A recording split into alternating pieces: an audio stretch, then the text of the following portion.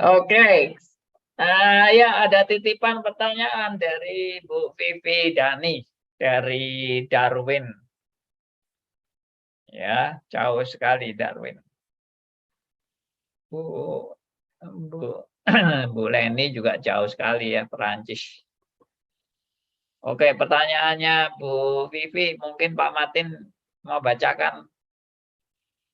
Pak Martin, Bu Vivi, ayo pertanyaannya. Bu Vivi.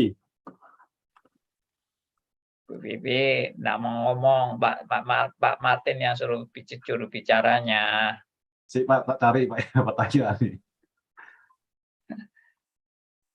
Di WA tadi, WA ke saya Iya, itu. ini Pak Andi.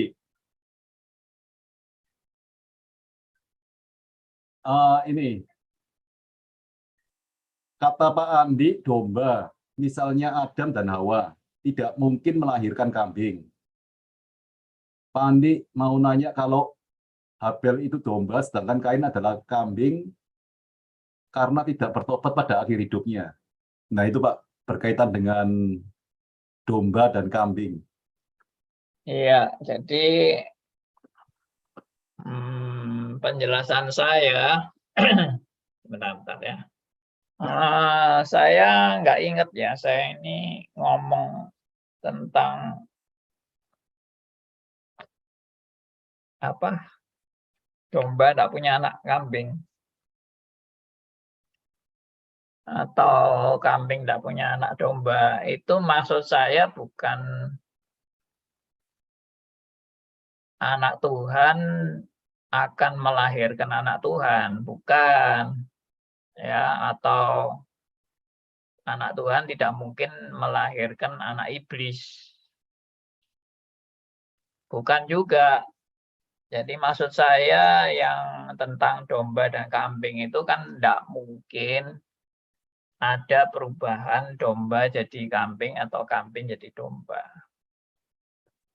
Jadi bukan masalah domba punya anak domba atau domba tidak mungkin punya anak kambing, tapi maksud saya adalah tidak mungkin ada perpindahan dari domba ke kambing. Atau sebaliknya, tidak mungkin ada perpindahan dari kambing ke domba. Kalau sudah lahir ini sudah dari sononya kambing ya tetap kambing. Pertobatan itu bukan kambing jadi domba. Pertobatan itu adalah domba di luar kandang masuk ke dalam kandang. Itu namanya pertobatan. Jadi sekarang ini masih ada domba-domba di luar kandang yang masih in the coast di tempat kandang-kandang lain. Nah, itu yang perlu digiring untuk masuk ke kandang yang benar. Dan Tuhan itu sebagai gembala yang baik menjanjikan akan mencari semua domba-domba yang kesasar atau terhilang itu untuk semuanya digiring bawa masuk ke kandang yang benar dan tidak ada satupun yang terhilang dari domba-domba itu.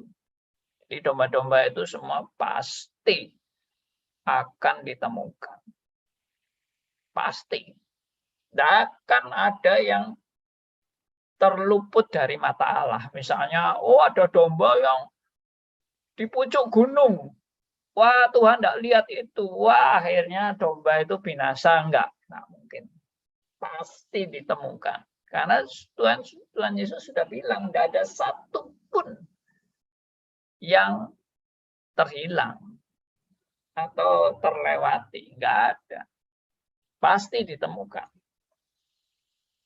Lalu kedua, masalah Kain dan Habil.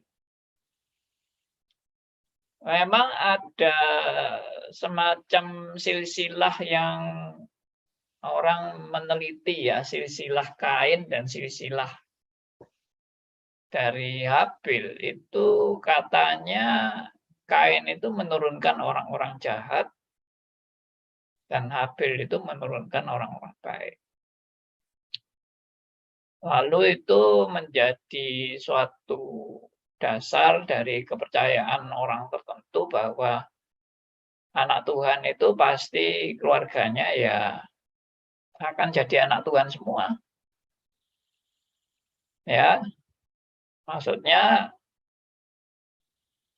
ya kalau seperti Habil menurunkan orang-orang yang baik, Kain menurunkan orang-orang yang jahat, ya berarti kalau kita ini jadi orang-orang percaya itu ya karena kita keturunan Habil. Sedangkan orang-orang yang binasa itu karena keturunan Kain. Saya tidak setuju bahwa keselamatan itu karena keturunan. Oh, ini keturunan Kain, binasa semua, masuk neraka semua karena keturunan Kain. Oh, ini keturunan Habil akan selamat semua karena keturunan Habil. Oh, ini keturunan keluarga Pak Andi Halim pasti selamat semua. Ya, keturunan pendeta Stephen Tong pasti selamat semua. Tidak ada itu jaminan kayak gitu di Alkitab. Keselamatan itu bukan masalah keturunan. Keselamatan itu masalah penetapan Allah, pilihan Allah, dan anugerah Allah. Bukan karena orang ini keturunan tertentu, sehingga dia bisa diselamatkan. Nggak ada itu. Ya, nggak ada surga nunut, neraka katut. Surga nunut, neraka katut. Ya, yang nggak ngerti bahasa Jawa ya. Apa itu bahasa Indonesianya? Surga nunut tuh kan tahu kan? Ya ikut. Nah, itu nunut. Katut itu ya terseret gitu.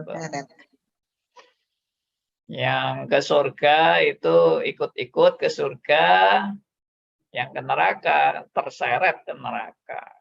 Enggak lah, enggak ada itu. Orang ke surga itu semua karena anugerah dan penetapan Allah. Kalau ke neraka ya karena tanggung jawab dari dosa-dosa yang dia sudah nempel dalam hidupnya dia dan yang dia lakukan juga.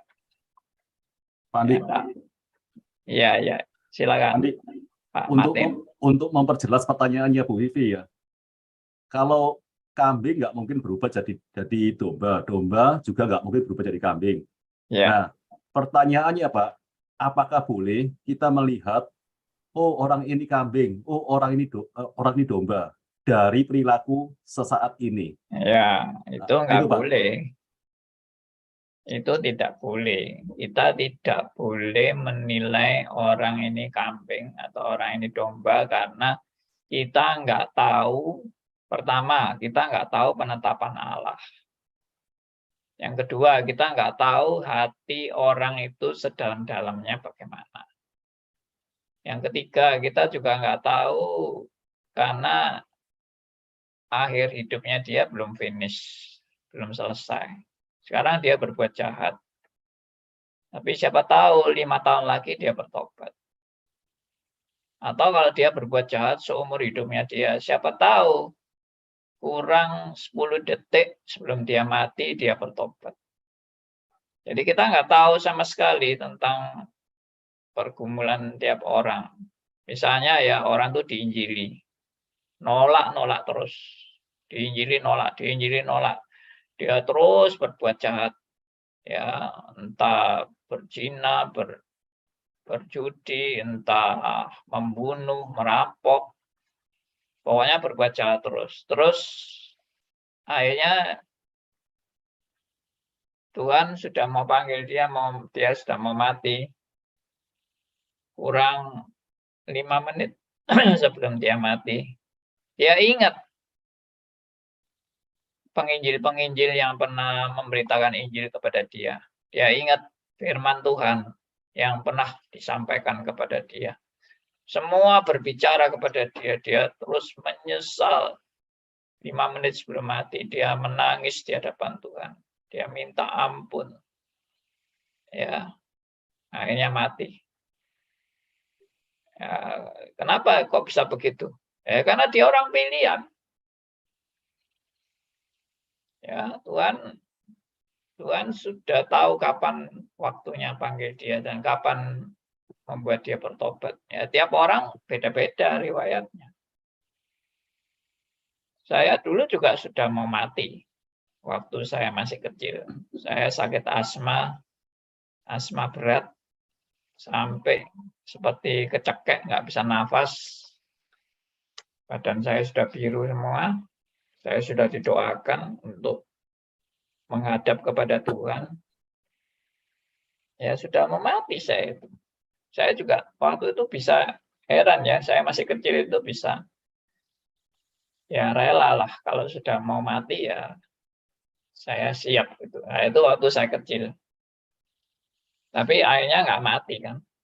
Lalu saya bertobat. Dan lalu akhirnya Tuhan panggil saya untuk jadi hamba Tuhan full timer. Nah itu saya nggak tahu kalau riwayat saya akan menjadi seperti ini. Nggak ngerti. Padahal dulu saya waktu setelah remaja ya, saya sudah pemuda begitu, saya sudah sembuh dari sakit asma saya, meskipun saya belum bertobat. Ya itu hidup saya sudah males, sudah nggak Kristen-Kristenan, males saya. Saya Kristennya cuma Kristen KTP aja. Saya nggak mau nggak mau aktif lagi di gereja, males saya. Saya tipe pemberontak sih memang. Sampai sekarang pun saya tipe pemberontak. Ya itu sudah. Akhirnya saya hidupnya nggak karu-karuan. Kacau balau, akhirnya Tuhan panggil saya. Sampai saya nggak bisa menolak lagi panggilannya. Saya ingat sekali kelas 3 SD. Kalau nggak salah ingat ya, kelas 3 SD. Ada kebaktian khusus di sekolah saya, di SD itu. Saya ingat sekali itu di SD. Dulu SD saya itu di WR Supratman. Kemudian dalam itu, pemberitaan firman itu, saya juga tidak ingat tuh firmannya apa. Tapi yang saya ingat, kemudian ada 3 orang atau berapa yang nyanyian manis lembut Tuhan Yesus memanggil. Lalu di tengah-tengah nyanyian tuh ya, manis lembut Tuhan Yesus memanggil.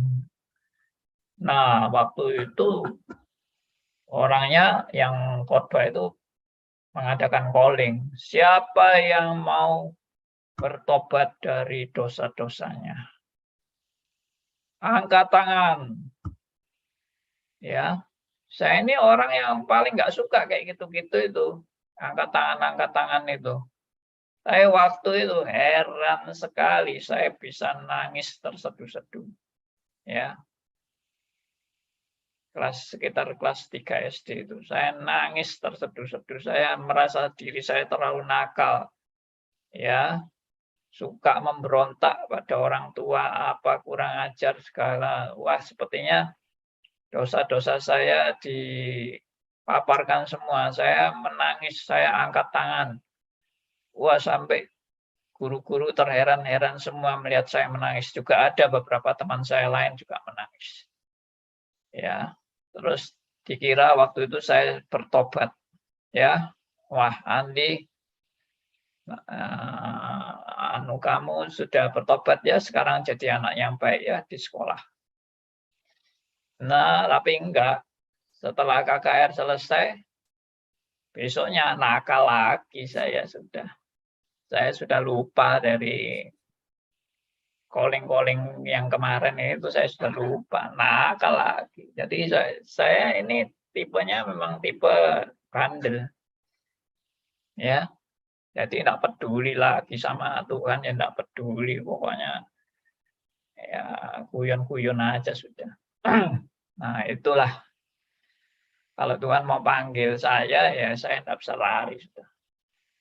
Itu saya dipanggil itu bertobat itu tahun 1978 waktu saya di Universitas Kristen Satya Wacana. Dan panggilan itu bukan melalui KKR, bukan melalui calling hamba Tuhan apa enggak. Yang datang ke saya itu juga mahasiswa sama-sama saya. Bahkan dia bukan Kristen. Itu memang benar-benar ajaib. Yang menginjili saya ini bukan, waktu itu dia belum Kristen, dia masih Katolik waktu itu. Tapi sudah ikut kegiatan perkantas.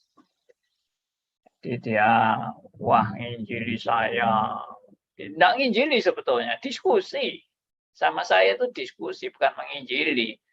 Dia tidak memperkenalkan Kristus kepada saya, karena bagi saya sudah kenal Kristus sejak saya kecil.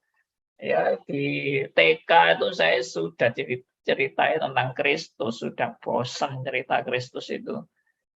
Ya, jadi menginjili saya itu sulit loh, karena saya sudah tahu semua, Bang.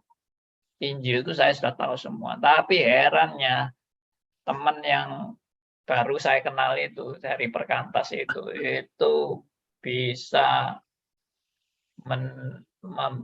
bisa menjawab pertanyaan-pertanyaan saya itu seperti malaikat itu, sehingga saya bertobat. Dia juga tidak nantang saya untuk bertobat, dia tidak nantang saya untuk terima Yesus, tidak, sama sekali tidak. Tapi heran, hidup saya betul-betul berubah sejak bicara sama dia. Ya, nah, itu menunjukkan kuasa Tuhan yang luar biasa untuk menyelamatkan seseorang yang Tuhan sudah tentukan.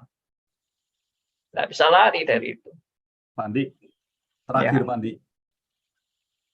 Terakhir Pak Andi ya. Ya. Pak Andi, kalau misalnya domba itu emang di luar kandang, lalu peran kita apa terhadap domba yang di luar kandang itu? Misalnya domba yang di luar kandang itu adalah keluarga kita, entah itu suami atau istri kita, entah anak-anak kita, atau bahkan orang-orang dekat kita. Nah, itu kira-kira apa usaha kita? Dan domba itu masuk ke dalam kandang lagi, apakah emang itu ada peran dari kita? Itu yang pertama Pak Andi ya.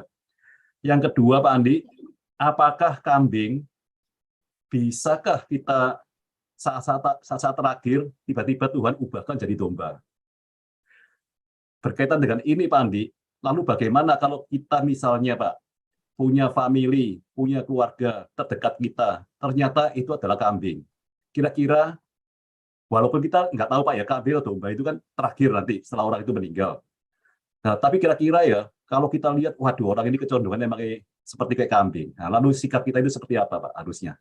Itu Pak kira-kira Pak, yang terakhir. Ya, ada yang saya sudah tegaskan kan, tidak mungkin kambing jadi domba, tidak mungkin domba jadi kambing. Jadi tetap nggak ada peristiwa perubahan kambing jadi domba. Yang ada domba di luar kandang masuk kandang. Lalu kalau tanya peran kita ya harus memberitakan Injil kepada siapa saja, bukan hanya kepada keluarga kita. Harus kita beritakan firman. Tapi memang kapan waktunya, nah itu kita tidak bisa, kita yang menentukan. Dan apakah harus kita yang dipakai Tuhan untuk membawa dia datang ke kandang yang benar. Nah itu juga belum tentu Tuhan mau pakai kita. Tapi kita tugas dan tanggung jawab kita itu kita memberitakan Injil kepada siapapun.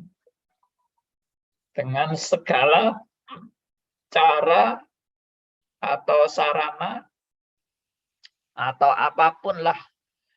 Entah bagi-bagi traktat, entah memberitakan firman, entah kasih Alkitab, ya entah apapun. Kita berusaha untuk hidup kita boleh jadi itu berkat buat orang-orang yang Tuhan perhadapkan kepada kita. Ya, contohnya ya saya kan tadi saya cerita saya diinjili sama teman dari perkantas itu. Ya itu sudah penetapan Tuhan itu. Dia datang ke tempat kos saya itu. Padahal saya enggak undang dia, saya enggak kenal dia. Tahu-tahu dia datang gitu ke tempat kos saya itu sampai bicara 3 jam itu. Kalau bukan Tuhan yang mengantar dia, ya saya juga nggak akan ketemu orang kayak gini. Seumur hidup saya cuma ketemu orang kayak gitu ya sekali itu sudah. Ya, oke. Lalu peran kita bagaimana? Apakah itu juga pertobatan dia juga ada bagian peran kita? Ya Tuhan tuh melibatkan kita, tapi bukan kembali lagi ya, itu semua karena anugerah. Bukan karena peran kita, bukan karena jasa kita atau kepandaian kita bicara dan sebagainya, tidak. Semua itu hanya karena anugerah Tuhan dan Tuhan boleh pakai siapa saja. Ya, Tuhan bisa pakai orang yang sangat sederhana. Tuhan juga bisa pakai orang yang sangat pintar. Ya, semuanya Tuhan pakai. Ya, perempuan pelacur dari Samaria bisa mengabarkan Injil tanpa metode apapun kepada orang-orang Samaria untuk datang kepada Kristus. Ya, orang yang sepintar Rasul Paulus juga Tuhan pakai memberitakan Injil secara luar biasa kepada orang-orang yang di daerah Asia kecil. Nah, ini semua adalah ya Tuhan mau pakai dan itu bukan andil kita ya. Kita tidak punya andil sama sekali. Tuhan melibatkan kita di dalam rancangan keselamatannya. Dan itu namanya privilege alias hak istimewa yang Tuhan berikan kepada saudara dan saya untuk dilibatkan dalam misi kerajaan Allah. Kita ini dilibatkan. Jangan dibalik ya. Kita melibatkan Tuhan. Waktu kita memberitakan Injil ngawur itu, kok Anda yang melibatkan Tuhan. Tuhan yang melibatkan kita. Ya. Nah, itu prinsip-prinsip dasar itu penting. Nah, bagaimana kalau kita punya saudara yang akhirnya masuk neraka? Saya dulu juga punya pikiran seperti itu, tapi setelah saya merenungkan doktrin reform yang mendalam, akhirnya apa pikiran saya sekarang? Saya menyerahkan semuanya mutlak ke dalam tangan Tuhan yang maha bijaksana, maha kasih, maha penyayang, yang maha sempurna dalam penetapannya yang tidak mungkin salah. Jadi, ya, I don't know about my family. Apakah mereka akhirnya selamat atau enggak selamat, I don't know. Tapi aku tahu pasti Tuhan maha bijaksana dan tidak mungkin salah dalam mengambil keputusan. Jadi aku percaya sepenuhnya, aku percaya kepada kebijakan Tuhan yang maha sempurna dan aku tidak punya hak untuk utak-utik kebijakan Tuhan itu. Ya, aku mutlak bersandar pada keputusan Tuhan yang sudah sempurna dan final itu. Ya, saya dari belajar Alkitab misalnya bagaimana Musa membela Israel, ya, bagaimana Abraham membela Sodom dan Gomora, ya, lalu bagaimana juga murid-murid Kristus memberitakan Injil sampai mereka semua jadi martir. Ya, itu akhirnya pelajaran saya adalah pokoknya kita harus jalankan tugas. Tugas kita apa? Ya, beritakan Injil kemana saja, di mana saja, dan untuk siapa saja yang Tuhan perhadapkan kepada kita. Kalau misalnya Tuhan mau pakai saya sampai orang itu bertobat, puji Tuhan. Tapi kalau Tuhan tidak pakai saya pun juga tetap puji Tuhan. Dalam arti semua sudah dalam ketetapannya, di dalam keputusannya yang bijaksana. Kalau Tuhan tidak mau pakai saya, tapi Tuhan mau menyelamatkan dia, Tuhan bisa pakai orang lain. Tuhan bisa pakai mungkin orang-orang yang saya juga nggak kenal. Ya, dan ternyata benar. Ada orang yang saya injili, wah nggak mempan terus. Tapi tahu-tahu berapa tahun kemudian ketemu dia, loh sudah menjadi orang percaya, loh bahkan sudah jadi penginjil. Wah, saya sampai kaget dulu, cek wangel ya orang ini dulu diinjili. Sekarang kok dia bisa percaya, wah ajaib. Nah itu, ya itu yang terjadi. Sama seperti saya juga waktu ini ada jemaat yang istrinya sudah percaya ya, juga karena waktu itu katanya dengar khotbah saya langsung dia mau ikut ya gereja kami waktu itu. Lalu suaminya, keras sekali suaminya, tidak mau percaya terus. Ya, setiap kali kita kunjungan ke rumahnya, suaminya sudah langsung menjauh dan tidak mau dengar kita bawakan persekutuan di rumahnya. Suaminya juga nggak mau dengar. Pokoknya keras hati luar biasa. Tapi suatu saat suaminya yang terkenal keras ini hari Natal datang ke kebaktian dan dengar khotbah saya juga waktu itu. Langsung begitu dengar khotbah Natal itu langsung dia komitmen mau percaya kepada Tuhan. Ya. Luar biasa perubahan hidupnya, dia luar biasa sampai orang semua terheran-heran melihat dia yang terkenal preman ya. Ya terkenal sebagai preman itu kok bisa bertobat itu. Ya itu pekerjaan Tuhan. Saya juga sadar benar kok itu bukan karena kehebatan saya juga sih. Itu semua karena anugerah Tuhan. Ya, nah Tuhan juga bisa pakai kalian semua, saudara-saudara semua, Tuhan juga bisa pakai untuk membawa orang bertobat datang pada Kristus. Ya itu yang tadi saya ceritakan. Saya ini yang injili saya ini bukan hamba Tuhan, bukan pendeta, mahasiswa, dia itu mahasiswa, malah bukan Kristen, malahan enggak konyol. Ya toh, dan saya dulu itu sangat, maaf ya, ini dulu karena kefanatikan saya dulu Kristen KTP, tapi Kristen KTP yang fanatik dengan membela kekristenan dan sangat anti dengan Katolik. Nah, itu karena sudah turun temurun.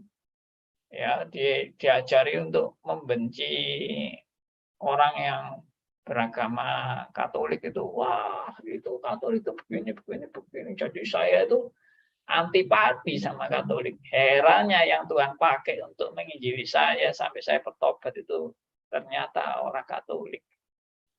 Hebat sekali cara Tuhan mempertobatkan saya. Tapi bukan berarti dia itu masih enggak ya. Dia itu sebetulnya Katolik tapi sudah jadi Kristen. Waktu itu dia masih bergumul mau meninggalkan Katoliknya apa enggak. Ya, dia sudah ikut perkantas, sudah bertobat dia. Tapi waktu itu masih ikut dengan apa ini gereja Katolik ya. Oke, itu cerita singkat.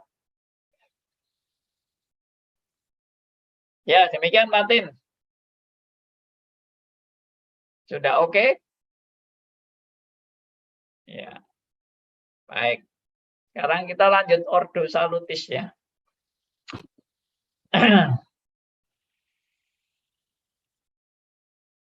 Nah, kita kan sudah membahas mengenai skema itu.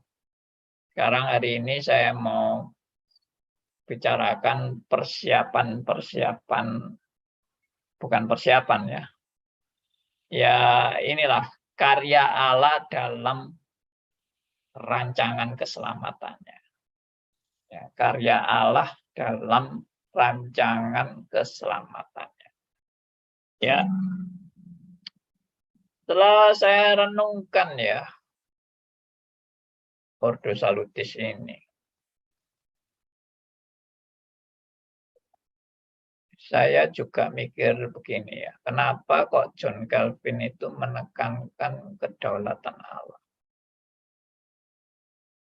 Kenapa kok enggak kasih Allah? Ya tentunya tidak berarti kalau menekankan kedaulatan Allah mengabaikan kasih Allah, tidak, jangan salah paham. Tapi kenapa kok reform yang dipaparkan oleh John Calvin ini sangat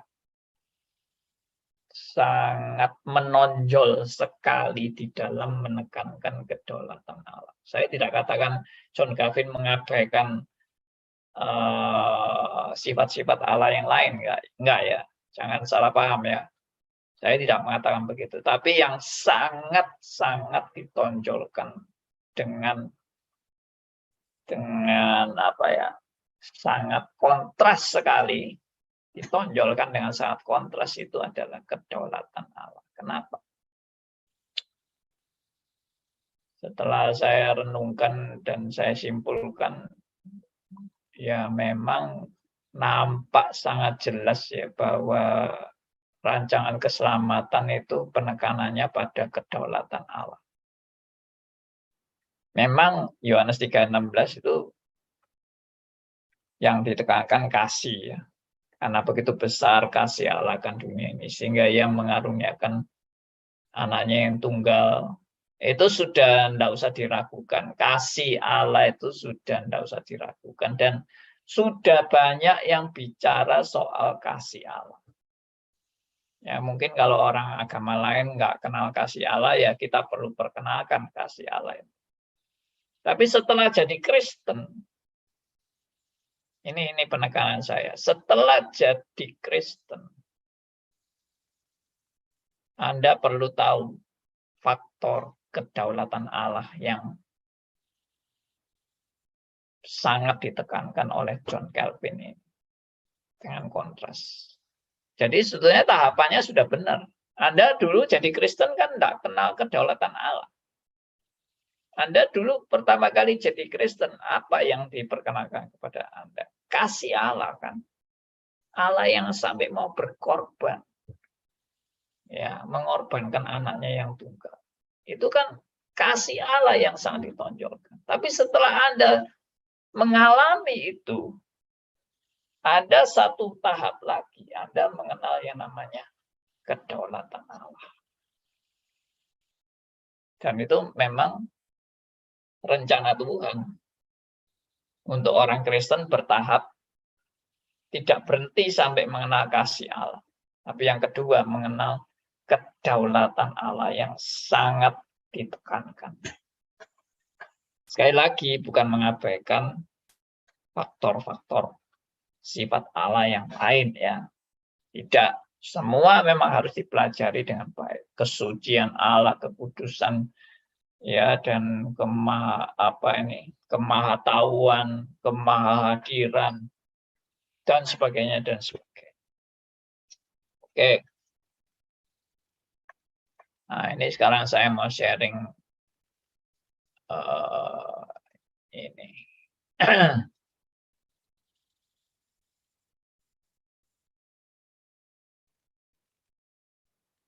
Faktor apa saja yang dipersiapkan Allah untuk penggenapan keselamatannya?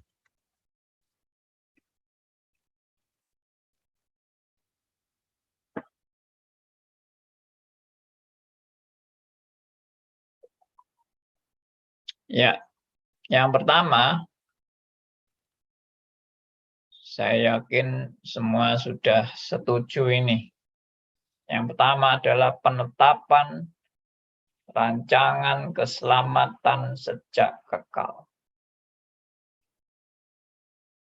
Ya, ini yang saya pernah sebut sebagai blueprint atau grand design atau rancangan Allah secara global, secara komprehensif, keseluruhan, lengkap, utuh, integrated, ya, holistik. Itu adalah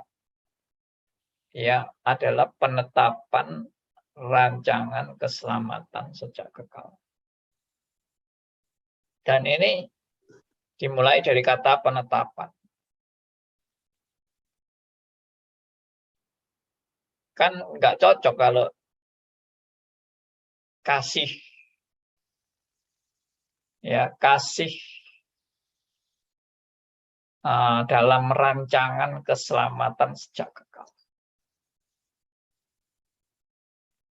Jadi rancangan keselamatan sejak kekal itu apa? Itu adalah penekanannya pada kasih atau penekanannya kepada penetapan. Penekanannya pada kedaulatan dan penekanannya kepada kuasa. Ya, kuasa. Karena namanya berdaulat itu ya pasti berkaitan dengan kuasa. Berkaitan dengan penetapan yang sempurna. Jadi ini sudah kita sepakati ya bahwa sebelum semuanya dimulai, semuanya sudah dimulai dengan rancangan keselamatan sejak kekal. Dan rancangan keselamatan sejak kekal ini bukan rancangan tiba-tiba dan bukan rancangan cadangan, bukan rancangan sembarangan, tidak. Ini rancangan supra genius dan supra rasio, ya, supra sempurna. Tidak ada yang lebih daripada rancangan keselamatan sejak kekal. Dan sekali lagi, kalau sudah mengerti gambar saya yang lalu, maka rancangan keselamatan yang sudah ditetapkan sejak kekal ini adalah pasti rancangan melalui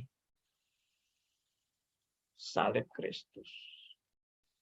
Oke, yang pertama, ini yang tadi saya sudah sebut, penetapan rancangan keselamatan sejak kekal. Nah, itu ada kata penetapan. Kenapa tidak, saya tadi katakan, kenapa tidak kasih dalam rancangan keselamatan sejak kekal? Nggak cocok kan?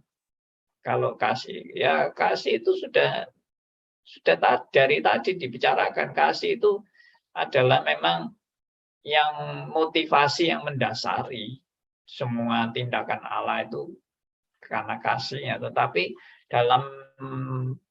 dalam rancangan keselamatan itu yang menjadi poin utamanya adalah penetapan. Ya, penetapan.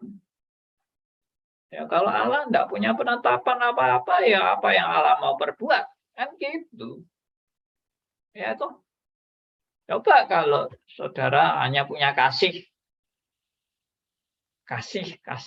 ya aku punya kasih, tapi nggak ada suatu rancangan apa-apa. Nah, ya kasih, bagaimana kasih tanpa rancangan? Nggak mungkin kan? Jadi itu pasti harus ada rancangan, dan rancangan itu di bagaimana rancangan itu bisa dieksekusi, harus ada penetapan decision-nya. Jadi penetapan ini suatu hal yang sangat-sangat penting, penetapan itu. Ya, saudara jatuh cinta pada seseorang. Ya, waktu Anda sebelum menikah, Anda jatuh cinta pada seseorang. Tapi Anda cuma tinggal jatuh cinta aja, ya, dan Anda terus hanya diem-diem aja. Anda tidak punya penetapan untuk bertindak apa-apa. Ya lucu kan? Kalau Anda jatuh cinta, ya orang yang Anda cintai itu ya didekati dong. Waktu Anda mendekati kan perlu Anda punya rancangan. Dan rancangan itu kalau dilaksanakan perlu ada penetapan, keputusan, decision untuk mendekati. Ya, kalau Anda terlalu rohani, ya doa saja. Kita tidak usah mendekati, ya. Doa saja, nanti dia datang sendiri ya kepada kita. Ya, itu orang yang terlalu pietis itu ya. Terlalu berserah sama Tuhan. Nah, Tuhan aja punya rancangan. Kalau Tuhan hanya punya kasih aja, lalu tidak ada rancangan, tidak ada penetapan, tidak ada suatu tindakan. Ya apanya kasih itu mau diwujudkan apa? Karena tidak ada penetapannya. Nah, jadi penetapan itu penting. Perlu penetapan itu. Ya, dan sebelum semuanya ada, Tuhan sudah menetapkan. Oke. Yang kedua itu adalah penetapan salib Kristus sebagai pusat rancangan keselamatan Allah.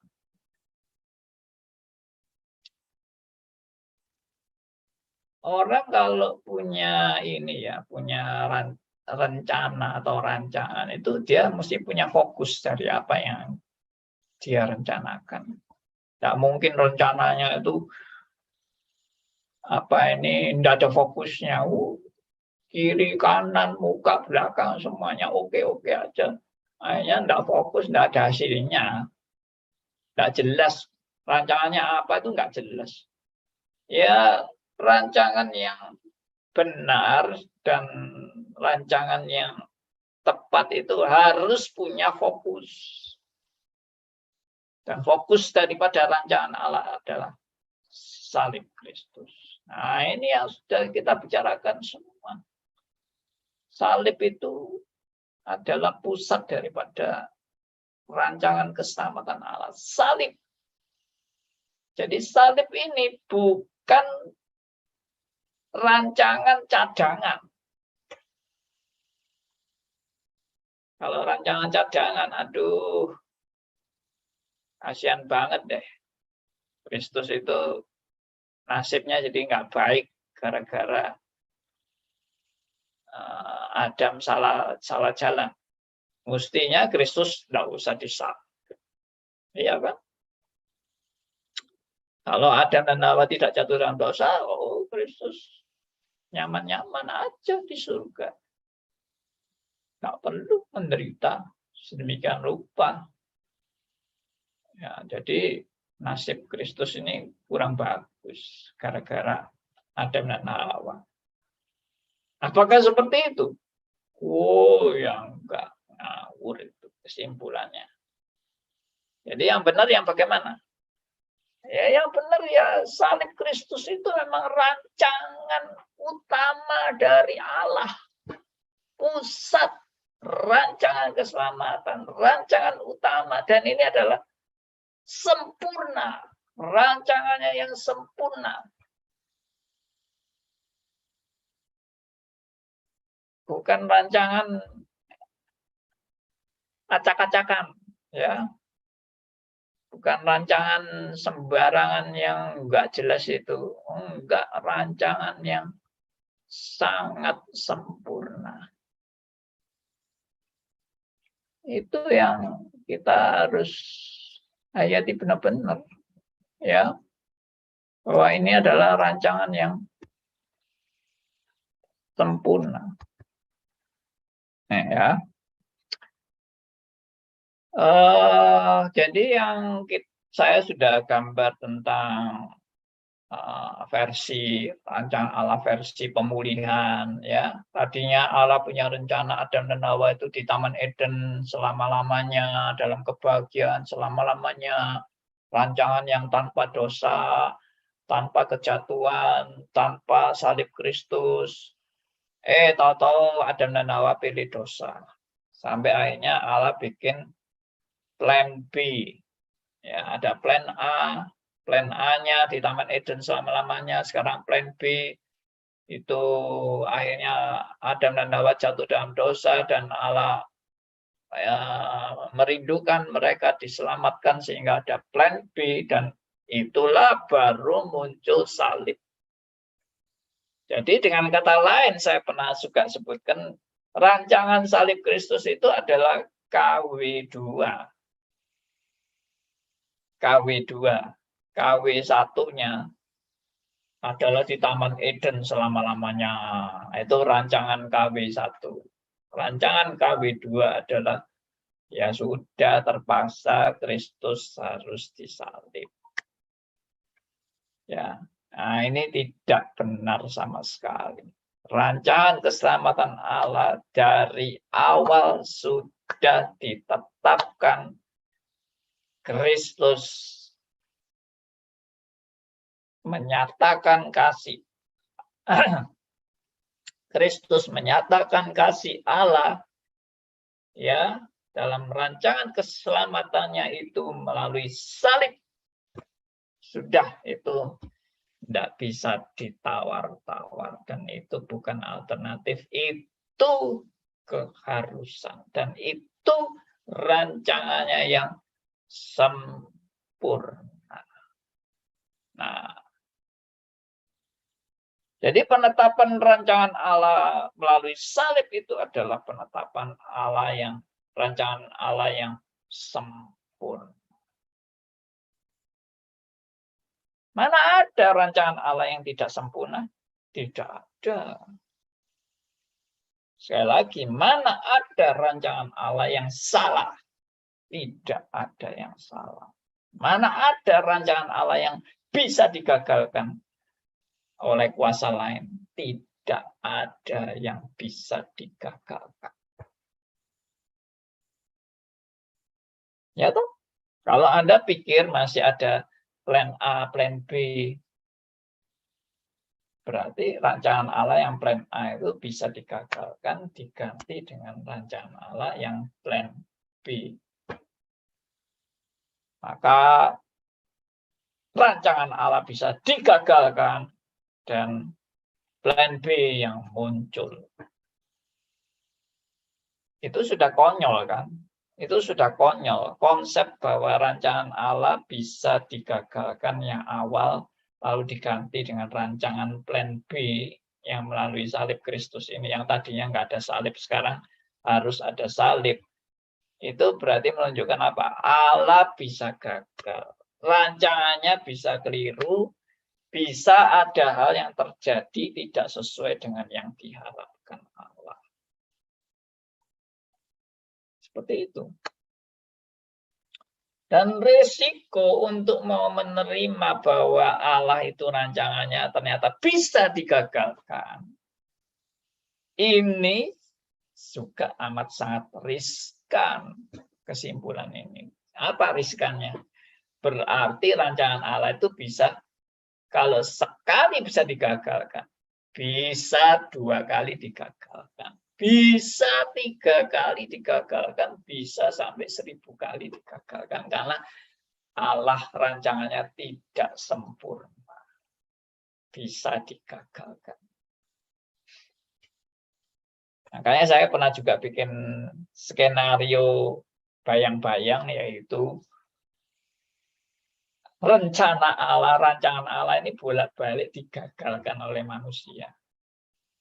Pertama digagalkan oleh Adam dan Hawa, kedua digagalkan oleh Kain, ketiga digagalkan oleh keturunan-keturunan Kain yang jadi orang-orang jahat, sampai akhirnya dimusnahkan. Hanya Nuh dan keluarganya diselamatkan. Kemudian rancangan Allah digagalkan lagi juga oleh keturunan Nuh yang kurang ajar, ya. Itu. Lalu ada lagi bolak-balik digagalkan. Rancangan Allah yang juga kemudian digagalkan oleh orang-orang yang mau mendirikan Menara Babel, ya toh. Lalu rancangan Allah digagalkan oleh Abraham, ya, yang ambil pembantunya, ya, yaitu Hagar. Nah, bolak-balik digagalkan rancangan Allah, ya. Lalu apalagi udah banyak digagalkan, terus bolak-balik digagalkan. Sampai hari ini pun rancangan Allah bolak-balik digagalkan oleh manusia-manusia yang tegar tengkuk, keras kepala, ya. Di Indonesia rancangan Allah bolak-balik digagalkan oleh orang-orang yang juga keras kepala di Indonesia ini.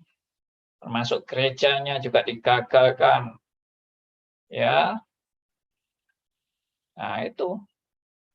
Gereja sekarang amburadul itu juga contoh-contoh rancangan Allah digagalkan. Kacau balau semua gereja-gereja sekarang ini. Pendeta-pendetanya juga kacau semua. Jadi bolak-balik rancangan Allah digagalkan. 1001 kali digagalkan. Kasihan banget. Tidak ya, itu salah. Rancangan Allah tidak pernah bisa digagalkan satu kali pun. Dan oleh siapapun. Ya, oleh penguasa sehebat apapun, tidak ada yang pernah bisa mengalahkan kuasa Allah. Dan tidak pernah ada yang bisa menggagalkan rancangan Allah. Karena rancangannya sekali lagi apa? Sempurna. Namanya sempurna ya sempurna. Loh Pak, sempurna tetapi kok bisa jatuh dalam dosa? Nah, itu nggak paham lagi. Sebetulnya dosa itu pun dalam rancangan Allah. Kecuali saudara punya anggapan bahwa dosa itu bukan rancangan Allah, ya berarti rancangan Allah bisa digagalkan. Karena yang terjadi itu dosa, dan dosa bukan rancangan Allah. Berarti Allah itu gagal kan? Allah tidak punya skenario adanya dosa. Ternyata terjadi, maka rancangan Allah bisa gagal. Sampai hari ini terus dosa bertambah-tambah. Rancangan Allah tambah banyak gagalnya sampai hari ini karena dosa terus bertambah-tambah. Jadi mana Allah itu? Mana yang sempurna itu? Gak pernah ada. Yang ada sekarang yang tidak sempurna. Berarti rancangan Allah itu juga tidak sempurna. Nah, salah pandangannya. Cara pandangnya salah. Dosa itu pun dalam penetapan Allah. Rancangan Allah. Ya, mungkin saudara yang baru pertama kali dengar ini juga kaget. Tapi saya anjurkan dengar dulu video-video kami yang sebelumnya. Ya, dengar dulu tentang satanologi.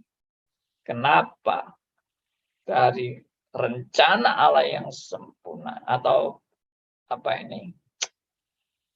ciptaan Allah yang sempurna. Kenapa bisa muncul kejahatan?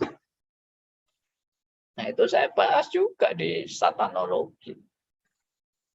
Kenapa dalam rancangan Allah yang demikian sempurna bisa muncul kejahatan? Apakah kejahatan ini di luar rancangan Allah atau di dalam rancangan Allah? Nah, silakan dengar video-video yang sebelumnya. Ya, kita sudah bahas puluhan, ratusan, bahkan kalau tidak salah sekarang sudah lebih dari 300 video yang kita sudah masukkan di YouTube. Dalam seri-seri ini ya, itu belum yang khotbah-khotbah di gereja tertentu yang juga disiarkan di radio RMC. Oke, kembali ke sini. Jadi ini semua penetapan loh. Nggak ada yang bukan penetapan. Ya. Oke. Nah, ini penetapan orang-orang pilihan.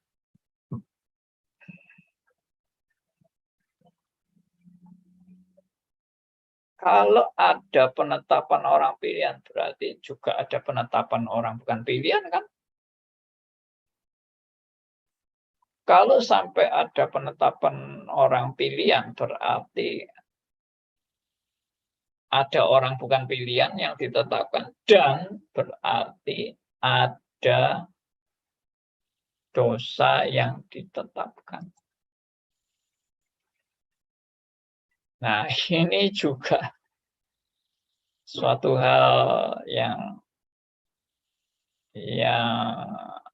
memang tidak mudah untuk dipahami ya, tidak mudah untuk diterima dengan akal kita yang sangat serba terbatas ini.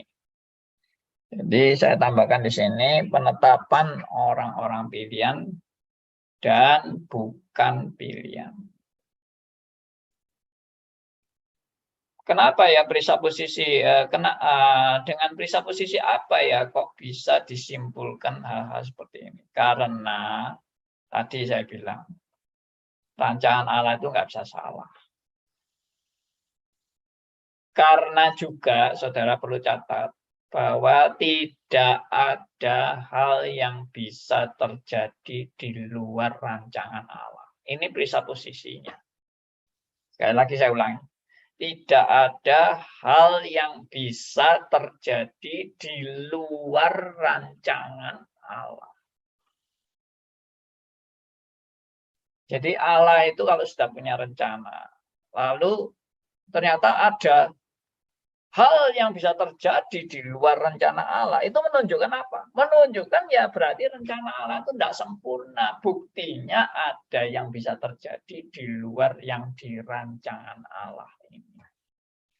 Berarti Allah juga tidak maha berdaulat, tidak maha kuasa, tidak menguasai semua area, karena ada area di mana Allah tidak berkuasa, dan ada area di mana Allah tidak menetapkan kejadian itu, dan itu bisa terjadi di luar apa yang direncanakan Allah.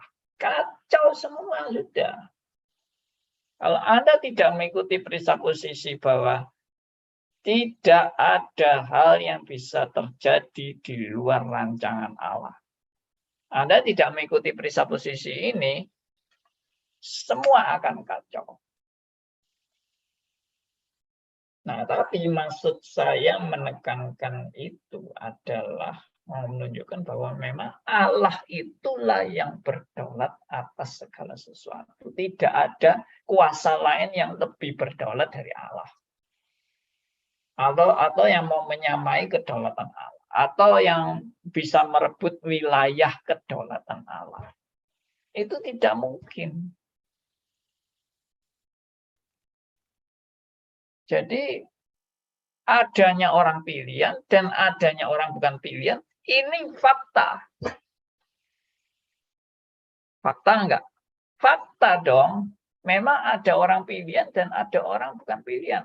Atau kalau ada orang alergi pakai kata pilihan, ada orang selamat, ada orang yang tidak selamat. Ada nggak? Ada dong, itu fakta. Tapi adakah orang selamat ini di luar kedaulatan Allah? Tidak mungkin kan, orang selamat itu kan pasti di dalam kedaulatan Allah. Lalu adakah orang tidak selamat di luar kedaulatan Allah? Tidak mungkin juga orang yang tidak selamat pun di dalam kedaulatannya. Apakah orang yang tidak selamat itu di dalam kedaulatan setan? Sedangkan yang selamat di dalam kedaulatan Allah. Berarti setan punya wilayah kekuasaan sendiri ya, yang Allah tidak bisa merebut wilayah kekuasaan iblis itu. Konyol banget.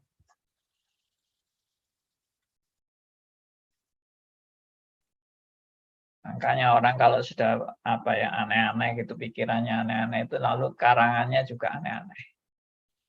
Ya, saya pernah mendengar orang gereja tertentu lah, saya tidak mau sebut namanya, tapi Anda mungkin juga sudah tahu. Ya, di gereja itu kan pendetanya kan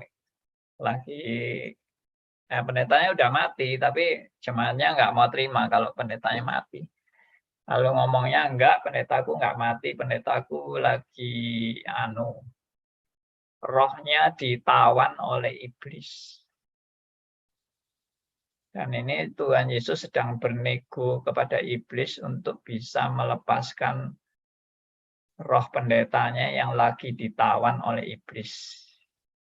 Ya, ditawan ya, mau ditawan untuk dimasukkan neraka toh. Masa iblis nawan untuk masuk surga? Ya enggak lah. Iblis menawan untuk masuk neraka pendetanya itu. Tapi sama Tuhan Yesus lagi nego-negoan untuk ditawar, untuk rohnya boleh dikembalikan ke dunia lagi supaya pendetanya bisa hidup dan menjalankan tugas dan tanggung jawabnya sebagai pendeta, mengembalakan umatnya. Wah, itu katanya nego-negoan. Waktu Tuhan Yesus nego-negoan sama iblis, lalu jemaatnya berdoa semua supaya Yesus menang atas kuasa iblis, ya toh. Supaya pendetanya bisa dilepaskan dari tawanan iblis. Ya, tolong Tuhan, tolong Tuhan. Semua jemaatnya menangis, menjerit-jerit, minta tolong sama Tuhan untuk iblis bisa dinego dengan baik. Ya, ini menurut saya konyol banget ya cerita ini ya. Seolah-olah ada dua kekuasaan yang Tuhan Yesus saja sampai harus bernego dengan setan. Luar biasa, ini bisa posisi ngawur dan ngaco banget. Ya. Nah, ini. Jadi, tidak ada itu cerita Tuhan Yesus bernego dengan setan. Tidak ada, ngawur, total ngawur. Yang ada ya kalau orang mati itu ya sudah, kok hebat-hebatnya loh iblis bisa menawan roh seseorang, berarti iblis itu punya kekuasaan di neraka ya. Itu juga salah besar. Saya dulu pernah punya konsep itu, bahwa saya pikir nanti di iblis itu, wah, iblis yang menyiksa kita di neraka. Ya, iblis akan membuat kita itu menderita di neraka. Setelah saya belajar reform ini, baru sadar itu konsep juga ngawur total. Bagaimana iblis bisa berkuasa di neraka? Di neraka itu tempat iblis disiksa. Ya, itu kata Alkitab itu. Iblis itu tempatnya apa? Tempat yang disediakan bagi iblis untuk disiksa dalam kekekalan. Bagaimana iblis mau berkuasa? Ini siapa ya? Oh, suaranya Cinme. Ya itu sudah. Jadi nggak benar cerita niku-niku Tuhan Yesus berniku sama iblis itu sudah imajinasi manusia yang terlalu banyak nonton film-film horor, ya. Lalu hanya ngarang-ngarang itu Tuhan Yesus berniku ria sama setan untuk melepaskan nyawanya pendetanya itu. Ya. Akhirnya mati, pendetanya mati, mau nggak mau ya mati. Orang mati kok nggak terima mati.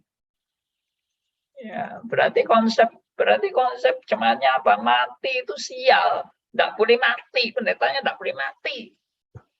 Pendetanya mesti hidup terus. Ya, berarti mati itu sial toh. Apalagi ditawan iblis matinya. Waduh, kasihan banget. Ya oke deh, saya berhenti sampai di sini karena sudah hampir jam 9 ini. Saya terlalu banyak cerita. Ya, nanti kita teruskan hari Kamis. Ada pertanyaan atau ada komen silakan.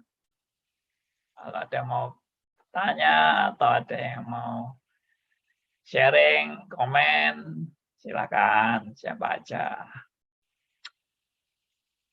Ya, Pak Martin, silakan.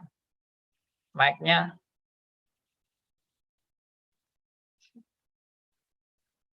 Bentar, mic-nya ini mana ini? Host. Gimana host?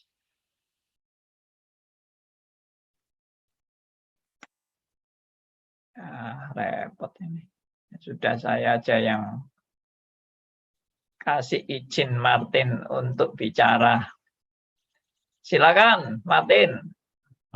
Makasih Pak Andi. Ya. Pak Andi, dari berapa kali sesi ya, bahkan dari tema yang sebelumnya, selalu penekanan dari Pak Andi adalah mengenai salib. Inti dari semuanya adalah salib. Terus terang Pak Andi, ini adalah hal yang merubah konsep berpikir dari yang sebelum-sebelumnya. Apalagi kalau kita ini dari latar belakang Armenian segala macam, Pak. Ya. Nah, maksud saya gini, Pak. Kalau punya konsep bahwa salib itu ada setelah manusia itu jatuh dalam dosa, nah itu hal yang paling gampang untuk kita terima. Yes. Paling wajar gitu loh, Pak. Oh iya, karena manusia sudah berdosa, ya makanya Tuhan kasih jalan salib. Nah, sedangkan paradigma yang Pak Adi katakan dari beberapa kali itu selalu salib. Karena salib itu ada, maka dosa itu pasti ada.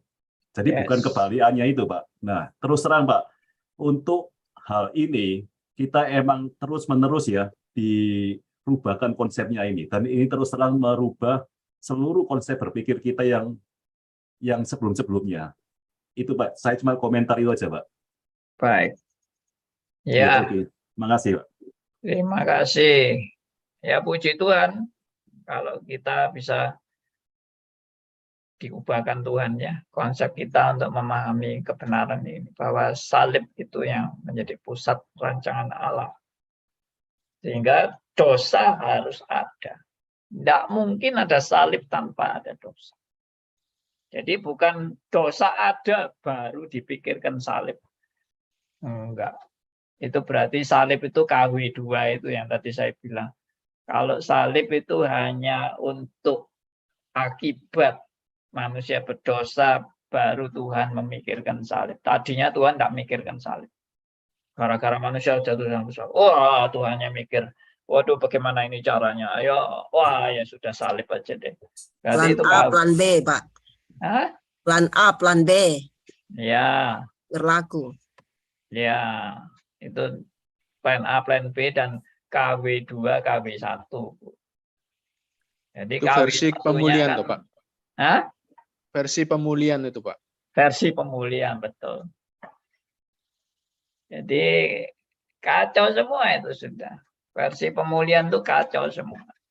Ya, Tuhan tidak punya hasil apa-apa di dalam versi pemulihan, cuma dipulihkan kembali ke posisi Adam dan Hawa. Tidak ada sesuatu yang progresif, ya, pertumbuhan yang progresif tidak ada. Oke, silakan kalau ada yang mau tanya lagi. Ini mungkin menjawab waktu Liliana punya pertanyaan itu, Pak. Sebagai presuposisi yang dia harus lihat tentang penetapan yang Pak Andi sudah berikan, ini penetapan rancangan keselamatan sejak kekal, Kristus sebagai pusat rancangan keselamatan.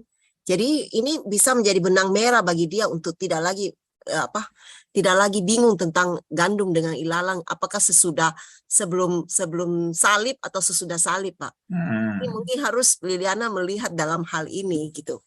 Jadi dia bisa lebih menangkap apa sebenarnya yang dia harus lihat presuposisinya sehingga dia tidak ambigu gitu. Iya. Bagaimana Bu Liliana? Saya rasa bukan itu pertanyaannya Bu Liliana. Yang waktu pertama kali itu dia memang melihatnya itu mungkin sebagai tidak bisa melihat, karena ini kan kalau kita tidak melihat penetapan Allah pertama, dia bisa membuat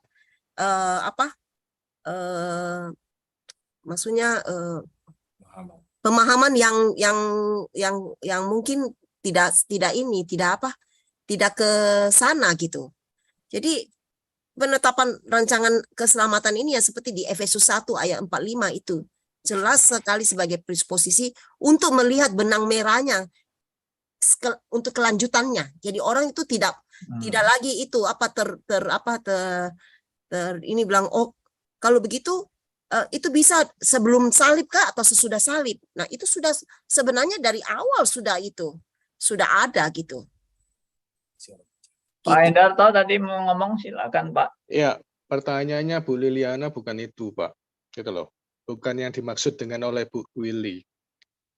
Dia menanyakan itu domba dan kambing itu tidak kan ada. Kenapa ada kambing? Apakah ada yang menanamkan atau ilah palsu yang menanamkan ilalang di dalam ladang itu, Pak? Gitu loh. Jadi Bapak tadi sudah menjawabnya, Pak, bahwa kambing dan domba pun itu di dalam kedaulatan Allah. Baik yang pilihan maupun bukan pilihan, itu di dalam kedaulatan Allah, di dalam topangan Allah. Ya kan? Tanda kutip iblis pun di dalam topangan Allah. Kalau gitu kan nggak mungkin dia bisa eksis, Pak. Gitu. Ya nggak mungkin dua kekuatan iblis dan Tuhan itu bisa disamakan. Nggak mungkin iblis ciptaan gitu. Ya, tapi ada sambungannya, dia juga yang menanyakan apakah itu sebelum salib atau sesudah salib. Jadi berarti dia juga tidak melihat bahwa itu penetapan sudah dari sejak awal gitu. Oleh sebab itu saya nangkapnya ke sana gitu. Coba gini ya, Bu Lili yang ngomong sekarang. Ya, lebih bagus Bu Liliana yang sudah itu. Jelas. Dari penjelasan saya bagaimana Bu Lili? Untuk pertanyaan yang pertama kali itu, saya agak-agak lupa. Memang saya nanya itu tentang apa itu sebelum salib atau setelah salib, itu saya agak-agak lupa. Tapi pertanyaan saya yang kemarin dulu itu seperti yang Pak Hendarto sampaikan. Jadi apakah orang benar dan orang yang tidak benar itu dua-dua di dalam jalan salib ini, pengudusan itu, dua-duanya ini apakah ditopang oleh Roh Kudus? Dan Pak Hendarto sudah jawab, iya. Nanti pada akhirnya barusan dipisahkan. Jadi yang jahat pun dapat topangan. Nah, maksud saya itu di jalan pengudusan itu kan ditopang sama Roh Kudus. Nah, ada orang-orang yang salah mengikuti ilah-ilah palsu karena kan iblis itu juga pinter ya Pak ya, dia bisa membohongi anak-anak Tuhan. Nah, mereka yang mengikuti ilah-ilah palsu dan sepertinya jalan di jalan pengudusan itu, apakah walaupun Roh Kudus sudah tahu, pasti sudah tahu, apakah juga tetap melindungi gitu maksud saya? Untuk anak Tuhan.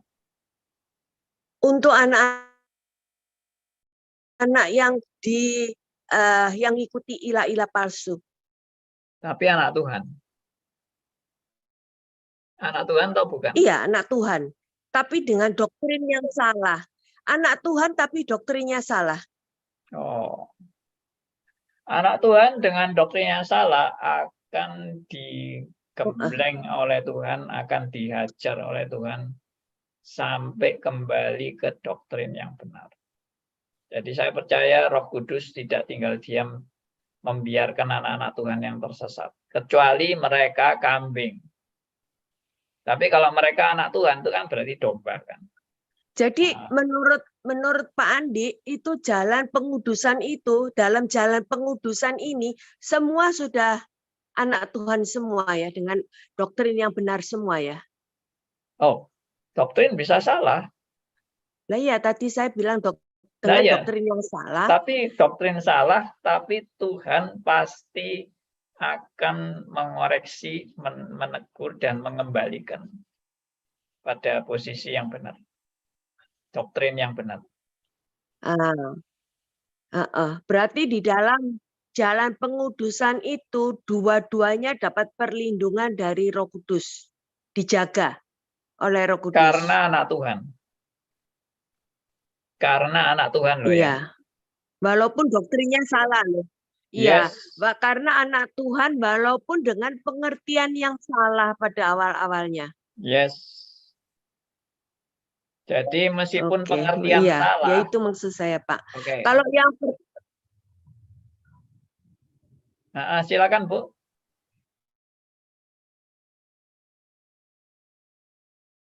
Bu saya Liliana. sendiri udah lupa Pak. Hah? Lupa? Iya, saya sendiri sudah lupa Pak. Sorry, saya beberapa hari ini kan sakit keras ya, banyak tidur juga. Berulang lah, diputar ulang. Oke, jadi saya simpulkan begini. Jadi yang namanya anak Tuhan itu bisa masih punya pengertian yang salah tentang firman. Masih bisa punya doktrin yang sesat juga bisa. Tapi Tuhan tidak pernah tinggal diam. Anak-anaknya tersesat dibiarin sama Roh Kudus, tidak mungkin. Karena itu Roh Kudus itu perannya juga untuk mengembalikan posisi anak-anak Tuhan yang doktrinnya tersesat ini untuk kembali ke jalan yang benar. Ya, karena anak Tuhan. Tapi kalau bukan anak Tuhan, tidak ada itu pengertian doktrin yang benar atau salah karena mereka tidak masuk dalam proses pengudusan. Jadi yang proses pengudusan pasti anak Tuhan dan pasti akan dibimbing oleh Roh Kudus, diperbarui terus-menerus untuk kembali kepada kebenaran. Ya, itu renewing your mind. Ya. Sanctification, progressive sanctification. Nah, itu yang terus-menerus dibimbing oleh Roh Kudus. Ya, demikian. Oke, sudah. Masih ada lagi? Pak Andi. Ya, Pak Simon Pramana. Belum tanya, Allah kan ada di mana-mana ya Pak. Terus Yes. kalau di neraka, bagaimana Pak? Ada juga Allah. Tapi yang hadir adalah murkanya Allah. Oh, jadi di neraka ada itu dengan murka Allah. Iya. Ya. Murka Allah untuk menyatakan keadilannya. Ya, terima kasih Pak. Yes, sama-sama boleh Pak tanya? Simon. Silakan Pak Endarto. Pak, di dalam ladang Tuhan itu Tuhan juga membiarkan domba dan gandum dan ilalang itu tumbuh bersama. Itu pada saat di mana Pak? Gambar Bapaknya yang di mana Pak? Gambar saya. Yang tumbuh bersama itu dibiarkan sampai akhir zaman, akhirnya akan sampai Tuhan Yesus datang, akhirnya dipisahkan. Itu gambar yang di mana itu Pak? Oh, itu tidak masuk di gambar saya. Karena gambar saya itu pemisahan jalur gandum dan lalang. Jadi kalau jalurnya lalang itu Langsung tidak, turun tuh Pak. ya langsung Langsung turun. turun. Oh, Langsung turun. yang gandum itu langsung yang pengudusan itu ya. Yes. Tapi di dalam fisik, dalam gereja yang kelihatan itu bersama-sama terus, Pak. Di dalam Lah, iya, gereja Pak. yang kelihatan loh ya, Ya, secara ya. fisik. Kan bertumbuh bersama toh Pak. Bukan bertumbuh bersama-sama. Mereka enggak pernah bertumbuh, Pak. Enggak, maksudnya kan Oh iya, ya. Makin besar bersama, ya. makin besar bersama toh, ya kan. Ya. Dalam pengertian kan Mereka bertumbuh makin sesat. ya. Yang anak Tuhan bertumbuh makin menuju pada kebenaran. Nah, tapi kan tetap kan yang itu kan masih iblis pun masih dalam eksisnya masih dalam topangan Tuhan toh Pak, dalam kedaulatan Tuhan. Iya. Kambing pun Semua juga kan Pak. Iya. Nah, bukan dalam perlindungan Tuhan, tapi dalam topangan tanda kutip kan untuk Yes. hal-hal yang penggenapan Iya. rancangan Tuhan yang untuk yang bersifat negatif itu toh Pak. Betul. Oke, terima kasih Pak. Terima kasih Pak Endarto. Oke, sudah makin clear ya. Nanti kita lanjutkan hari Kamis. Tuhan memberkati. Kalau masih ada yang bingung, silakan boleh bertanya lewat WA atau chat juga boleh. Tuhan berkati semuanya. Ya, untuk ini saya minta Pak Hendarto ya, boleh pimpin dalam doa. Silakan Pak Hendarto. Mari kita berdoa. Bapa di surga, kami mengucap syukur dan terima kasih atas persekutuan yang Kau adakan bagi kami, di mana kami boleh belajar tentang kebenaran akan firman-Mu Tuhan. Kiranya Engkau Tuhan berkenan memberikan anugerah kepada kami untuk kami boleh mempunyai kerinduan terus untuk belajar dari-Mu Tuhan, melalui Pak Andi, melalui Sutris, dan melalui Radio RMC ini Tuhan. Ya. Kami berterima kasih Tuhan, hari semakin hari demi hari kami boleh belajar dan kami boleh dicerahkan melalui penjelasan-penjelasan yang disampaikan oleh Pak Andi. Tuhan, kami mohon pimpinan-pimpinan Tuhan supaya kami benar-benar hidup taat dan setia kepada-Mu Tuhan dan melakukan apa yang Tuhan inginkan kami lakukan di dalam kehidupan kami ini Tuhan. Kami hanya bisa menyerahkan diri kami dalam tangan-Mu Tuhan. Engkau yang berkuasa dan berdaulat atas kami umat-Mu. Kami berdoa dan mengucap syukur di dalam nama Tuhan kami, Yesus Kristus, Tuhan dan Juru Selamat kami yang hidup. Amin. Amin. Oke, terima kasih Pak Hendarto. Terima kasih Terima buat kasih. teman-teman.